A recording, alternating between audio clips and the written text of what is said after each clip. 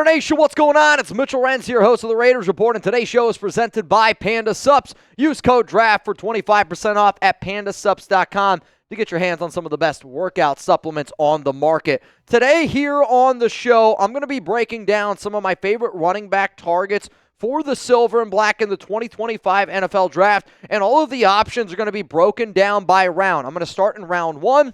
I'm going to go to round 2. I'm going to work my way all the way through each round, and I'm going to tell you which running backs I like and which rounds I would target those backs in. Overall, I'll probably do an in-depth look at somewhere between 12 to 13 different running backs this upcoming season. But when you look at the Raiders' running back room, I think it's very clear. We need running back depth. Raheem Mostert was signed to a one-year, $2.1 million deal. Sincere McCormick is good, but he's also been injured the following 2 seasons. Zamir White stinks. Dylan Laube wasn't drafted by this regime. Also, I think he kind of stinks. LJ Collier and then Isaiah Spiller, also very unproven young players. So to me, I am confident when I sit up here and I say the Las Vegas Raiders are going to draft a running back this upcoming season. And if you want to be tuned in with us when we go live for the NFL Draft, make sure you're subscribed.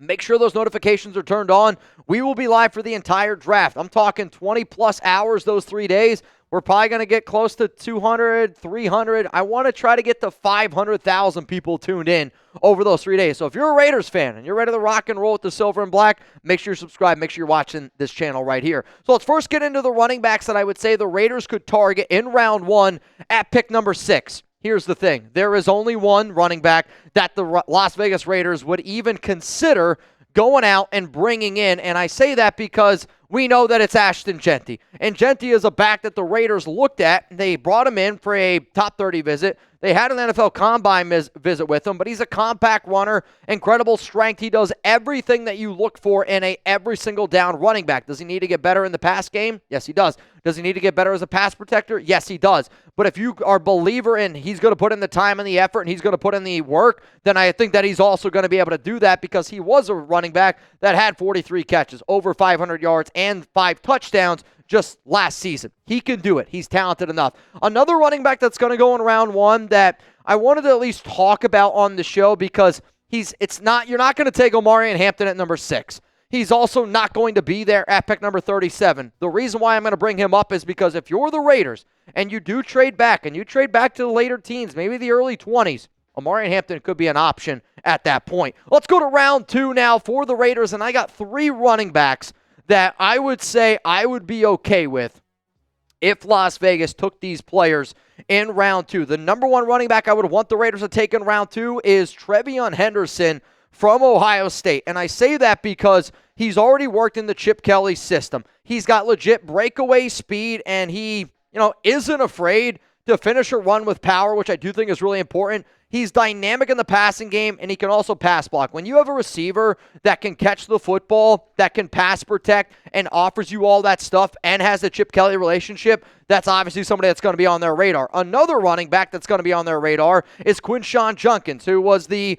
Thunder to Henderson's Lightning at Ohio State. Met with the Raiders at the NFL Combine. Powerful runner who I think is really great on some of his inside runs, and that's going to be the style that the Raiders are going to go this year with Chip.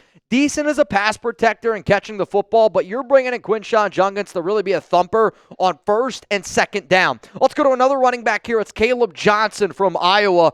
He is one of the best outside zone runners in this class, and if the Raiders want to kind of go with that outside zone running scheme that Chip Kelly has done in years past, Johnson could be an interesting player because he's extremely patient, but when he sees a hole open up, dude's exploding through that hole giggity. His lateral agility and speed, it's lacking a little bit, but when you think about the combination of a player like him who's going to pick up chunk yards of 4 or 5, he's going to pick up positive yardage, and you're going to feel him for 4 quarters. Then when you switch it up with somebody like Raheem Mostert who's got legit home run ability, I'm just saying, I could see this one being an interesting overall duo for the Las Vegas Raiders. So far, I have broken down the running backs that I am okay with the Raiders taking in round 1 and in round 2. The names that I have provided, those are the names. And I think most people probably are looking at those names. But if you're Las Vegas, you might have to consider taking running backs round 3 and later because of how deep this running back draft class is. Let's go now to round 3, pick number 68, and these are the running backs that I would consider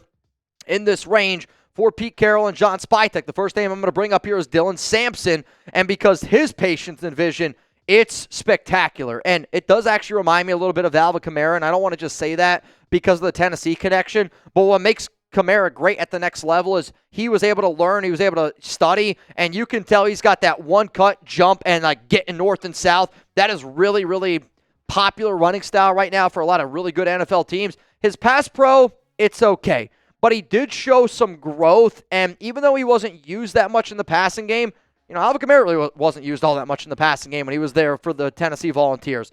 If you like a good player, stick with him and just look at him as the player that he is. With this coaching staff, I think that you could get a lot out of Dylan Sampson. Let's go to another running back here that I watched some tape over the weekend, and I talked to my guy Tom Down, and you guys know I really value Tom's overall thought process, and I said, Tom, tell me which games to watch. Tell me why I should love Cam Skattebo as much as you do. And he said, great short area burst with power to break tackles, offers ability to catch the football and has some swagger, does lack that breakaway speed. He's not the shiftiest runner, but he told me, do you like Kyren Williams? And I said, yeah, I love Kyren Williams. And he said, that's kind of the running style that I think Cam Skattebo, if he wants to last in the NFL, is almost got to turn into. Somebody that's not going to light it up at the NFL Combine, but when you watch them on film and when you study that player, it's somebody that brings confidence. It's somebody that brings swagger. And confidence, swagger, that's all great culture fits. Somebody that's going to put in the time and the effort. Skattebo in round 3, I am okay with. I admit I like Sampson more, but I'm starting to come around a little bit more on that idea because I do think if you have a smart offensive mind, which is what, Sean McVay has done a great job of with Kyren, if you got a smart offensive mind and use Skattebo in the right way, he can be a dynamic player, which we do finally have a good play caller in Chip Kelly. Here's going to be, though, the pinned comment on today's show. If you want to tell me which running back you want to go with, hey, bonus points, brownie points, however you want to say it, extra credit. But which round do you think that the Raiders end up taking a running back? You're about to get it with a YouTube ad break. My answer is coming up here in just a moment. I am going to cheat a little bit, and I'm going to say that if I was a betting man, I would say the Raiders end up taking a running back in round 1 or round 2 or in round 3. But I say that because it's Jeanty at number 6, and he's probably the pick that I would say is the most likely could end up happening, not named Will Campbell and Armin Membu at number 6. But then also in the second round, the Raiders at the Combine met with only 3 running backs, Ashton Jeanty, TreVeyon Henderson, Quinshon Judkins. 2 guys played Ohio State. One's the best running back in the class. All 3 of those guys are going to go before round 4. That I can promise you, which is why I think the Raiders end up taking a running back on one of those days. So now, let's go to round 4 here because pick 108. This is where some of the depth, kind of gets a little bit interesting at the overall NFL draft perspective. One running back that I'm starting to like a little bit more, I just don't know if he's going to be there at round 4. I like Damian Martinez, and this is not a show me saying I think Martinez is going to go in round 4. This is me saying if I was the Raiders, this is where I would target him in round 4 if he's available. He has experienced both gap and zone running schemes, which I think it does help out this Raiders team quite a bit. He also has similar size and testing to Marshawn Lynch. We know Pete Carroll loves him some Marshawn Lynch, and again, I really value Tom's opinion on some of these running backs, and even though he wasn't used in the passing game, doesn't have legit home run speed, but when you see the style of runner he is, I can see the Marshawn comparisons. I'm going to run through your mother effing face over and over and over again, and if you want that style of running back, somebody that's going to be a tough mother effer between the tackles, I do think that combines really well with somebody like Raheem Mostert, which, let's bring me to my next running back here. It's Jordan James out of Oregon. I might be a little bit higher on James than some other people out there, but I'm also higher on James because I am the host of the Raiders Report, and I think Jordan James would be a good fit in a Pete Carroll, Chip Kelly style of system because he is that bowling ball who loves to lower his pads, and he loves to just be a thumper up the middle. Does not have much home run speed, but if you're looking for somebody that moves the sticks, right, where if it's 3rd down and 1, you're going to run right behind him with JPJ. You're going to be able to move the sticks. And some of that Marshawn Lynch type of determination in his runs, you see it in Jordan James, just like you see it in, Damian Martinez. And if I'm going to take a running back in round 4, I want somebody that, I can rely on. And I can rely on them not to put the ball on the ground, can pick up positive yardage, and might not ever hit that home run. But if he's picking up 4.5 yards per carry, that's good enough for Geno Smith to win some solid football games. Let's go to round 5 now. The Raiders got pick 143 here for this one. In round 5, there's some good backs, I'm not going to lie. And when you see just the overall talent, it's why I'm okay with the Raiders. If they don't get a Jeanty, you can pick up somebody a little bit later on. Hell, I don't think it's out of the realm of possibility the Raiders draft 2 running backs in this year's class. First guy I'm going to go with here is Bashal Tutton, who had the fastest 40 time. I believe it was 4.28 at the NFL Combine. And he is a big play producer, and he's got some really impressive athletic gifts. Like, you can't deny how special of a talent this young man is. 4.4 yards after the catch this year. For a running back, it's elite. Plus 62 forced missed tackles. He had 69 in 2023. His biggest thing is fumbles. And one of the reasons why I don't know if the Raiders will look at him is because, let's face it, when a running back, especially a rookie, puts the ball on the ground, you lose confidence in them very quickly. 10 times that happened over the past 2 years, and he's not great in pass protection. But if you're able to bring in somebody who you know has legit home run speed and have him learn behind Raheem Mostert for a year, because I do think that their style of runs are very similar, you still need a number 1 running back, but Tutton could be a very interesting option. Another very interesting option, like this is Chugs literally just said, this is my guy, Ollie Gordon II. He did have a huge workload at Oklahoma State for the Cowboys, but with that skill set that he has, you better be able to have a offensive line that's ready to be a physical blocking team, because Ollie Gordon wants to run through your face. He is a physical downhill runner.